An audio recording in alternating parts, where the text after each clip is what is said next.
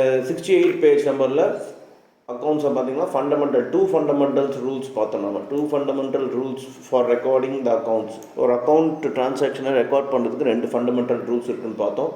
அது என்னென்ன, அசட்டில் suppose increase ஆச்சுன்னா, நம்ம கம்பெனிலேயோ நம்மளோட வியாபாரத்துலேயோ அசட்டு சொத்து இன்க்ரீஸ் ஆச்சுனாக்கா நம்மளோட அது வந்து டெபிட் சைடில் எழுதணும், என்ட்ரி பண்ணணும்.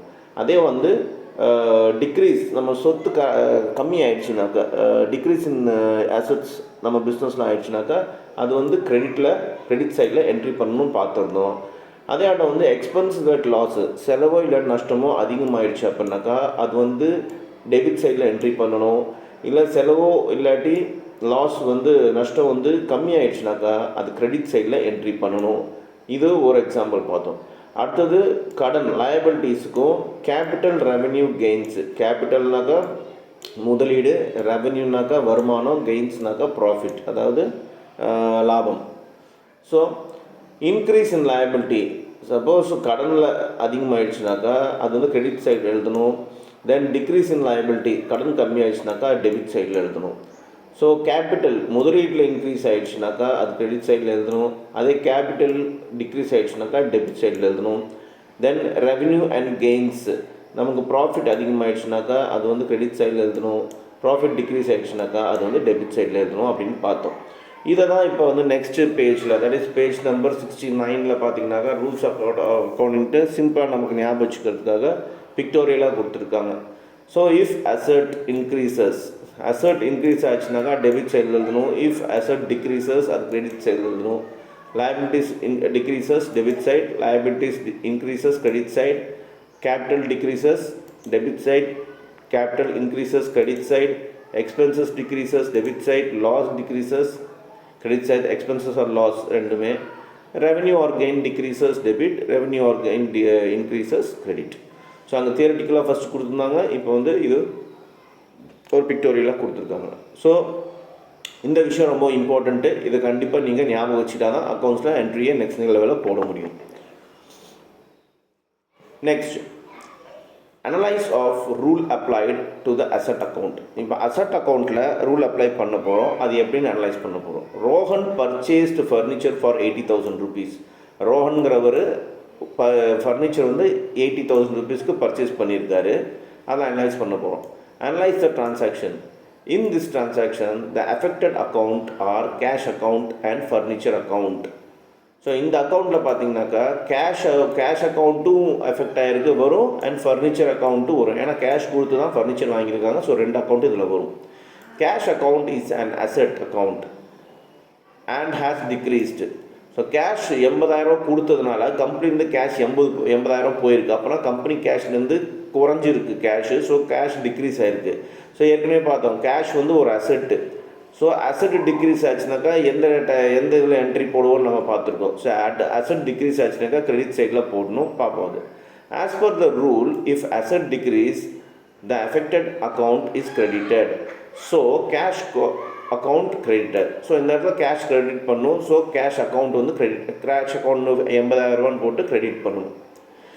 Furniture is also an asset and it has increased. So cash decrease ஆகிடுச்சு. கேஷ் கொடுத்து தான் ஃபர்னிச்சர் வாங்கியிருக்காங்க. ஃபர்னிச்சருங்கிறது அசெட்டு, சொத்து. ஸோ சொத்து வந்து இன்க்ரீஸ் ஆகிருக்கு. அதனால் அது எந்த பக்கம் எழுதணும், டெபிட் சைடில் எழுதணும் ஆஸ் பர் ரூல்ஸு.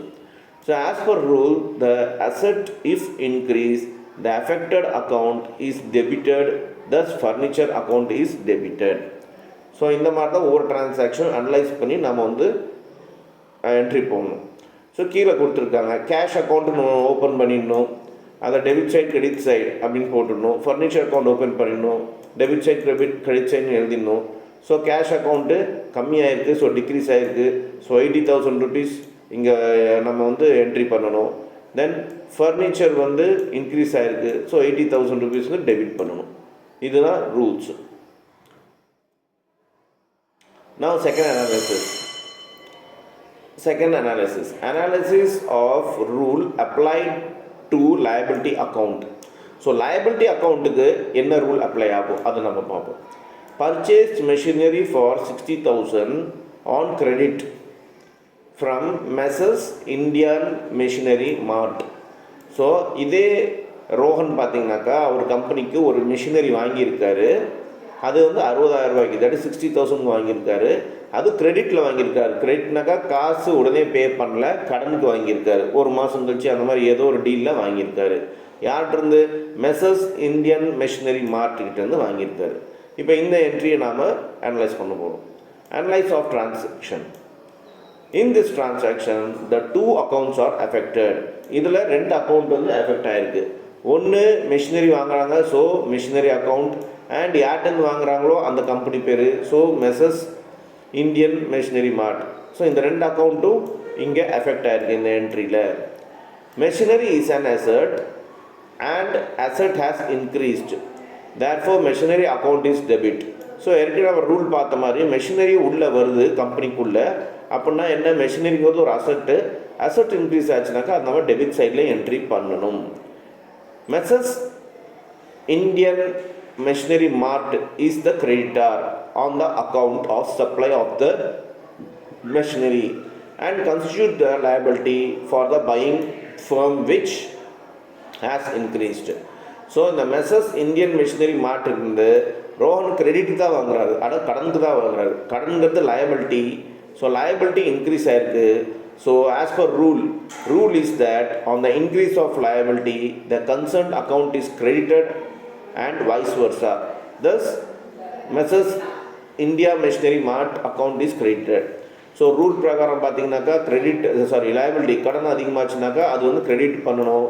ஸோ அதே மாதிரி பார்த்தீங்கன்னாக்கா மெசர்ஸ் இந்தியன் மெஷினரி மார்ட் liability, ஸோ கடன் கொடுத்துருக்காரு, அதில் வந்து இன்க்ரீஸ் ஆகிருக்கு. அவருக்கு கடன் நம்ம கொடுக்க வேண்டியது இருக்குது. So 60,000 rupees.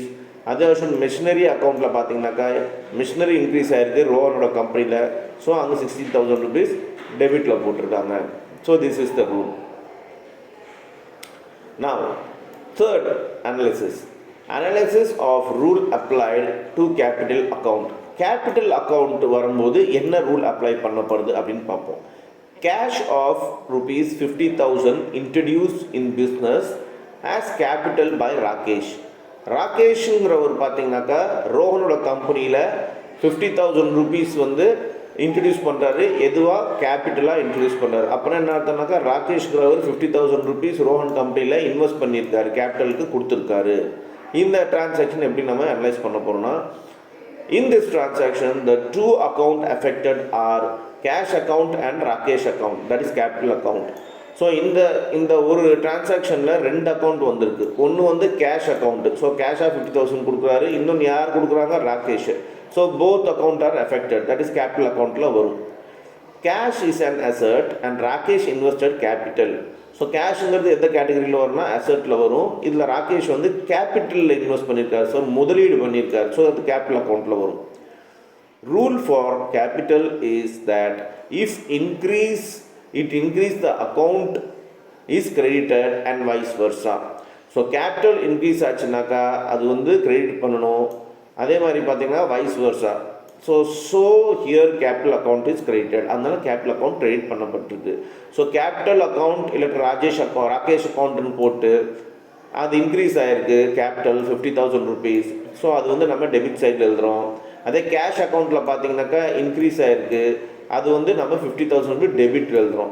இப்போ நமக்கு ஒரு டவுட் வரும், என்ன சார் இங்கே வந்து இதுவும் இன்க்ரீஸ் ஆகிருக்கு, ஆனால் இது வந்து கிரெடிட்டில் போட்டிருக்கீங்க, ஆனால் இதுவும் இன்க்ரீஸ் ஆகிருக்கு, இது டெபிட்டில் போட்டிருக்கீங்க அப்படின்னா, ஆஸ் பர் ரூல் பார்த்தீங்கன்னாக்கா உங்களுக்கு கேபிட்டல் அக்கௌண்ட் இன்க்ரீஸ் ஆச்சுனாக்கா அது நாம் கிரெடிட்டில் தான் போடணும். அதனால தான் இங்கே இன்க்ரீஸ் ஆனது கிரெடிட் உள்ள போட்டிருக்கோம்.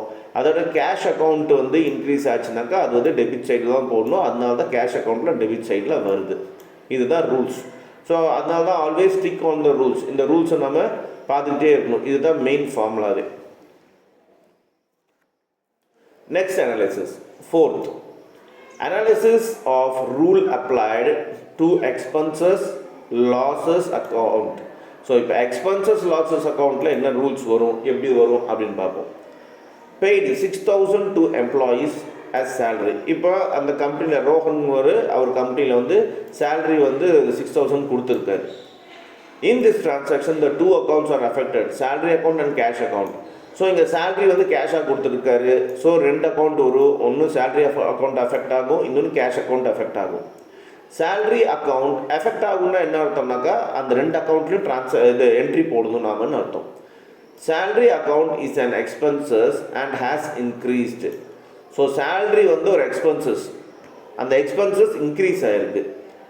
So cash is an asset and has decreased. So இதை கேஷாக கொடுத்துருக்காங்கனால கம்பெனியில் இருக்க கேஷ் கம்மி ஆயிடுச்சு, ஸோ அது டிக்ரீஸ் ஆகிடுச்சு. ஸோ எக்ஸ்பென்ஸ் அதிகமாகிடுச்சு, கேஷ் டிக்ரீஸ் ஆகிடுச்சு. Rule regarding expenses loss is that if it increase the account is debited. Rule என்ன, எக்ஸ்பென்சஸோ லாஸோ அதிகமாச்சுனாக்கா அது வந்து டெபிட் பண்ணணும், டெபிட் சைடில் எழுதணும்.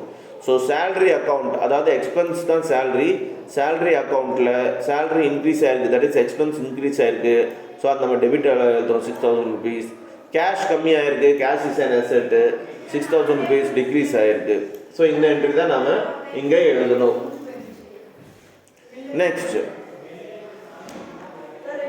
Analysis of rule applied to revenue profit account. இப்போ ரெவன்யூ ப்ராஃபிட் அக்கௌண்ட்டு அனலைஸ் பண்ண போகிறோம் நாம். Received interest for the month 4,000 rupees. இப்போ இந்த கம்பெனி யாருக்கும் கடன் கொடுத்துருக்காங்க, அது மூலமாக இன்ட்ரெஸ்ட் வந்திருக்கு. அந்த இன்ட்ரெஸ்ட் 4,000 rupees, இன்ட்ரெஸ்ட்னாக்கா வட்டி. ஸோ கம்பெனிக்கு ஒரு இன்கம் வந்திருக்கு. இதை எப்படி நம்ம டீல் பண்ண போகிறோம்? In this transaction the two accounts affected are interest and cash. இங்கே பார்த்தீங்கன்னா கேஷாக கிடச்சிருக்கு இந்த இன்ட்ரெஸ்ட் 4,000 rupees. ஸோ கேஷ் அக்கௌண்ட்டும் இங்கே டிரான்சாக்ஷன் நம்ம இப்போ எழுதணும், என்ட்ரி எழுதணும். அண்ட் இன்ட்ரெஸ்ட் அக்கௌண்ட்லேயும் நம்ம என்ட்ரி எழுதணும். Interest is an item of income and cash an item of asset. So income வந்து ஒரு இன்கம், அதாவது ஐட்டம். எந்த மாதிரி ஐட்டம்னாக்கா அது வந்து இன்ட்ரெஸ்ட்னாவே நமக்கு வருமானம் தான். ஸோ அது அந்த மாதிரி தான் ஒரு ஐட்டமாக அது வந்து ட்ரீட் பண்ணுறாங்க. அதே விட பார்த்தீங்கன்னா கேஷ் வந்து ஒரு அசெட்டுன்னு ஆல்ரெடி நம்ம பார்த்துருக்கோம். அக்கௌண்ட்ஸில் கேஷ்ங்கிறது ஒரு அசெட்டு.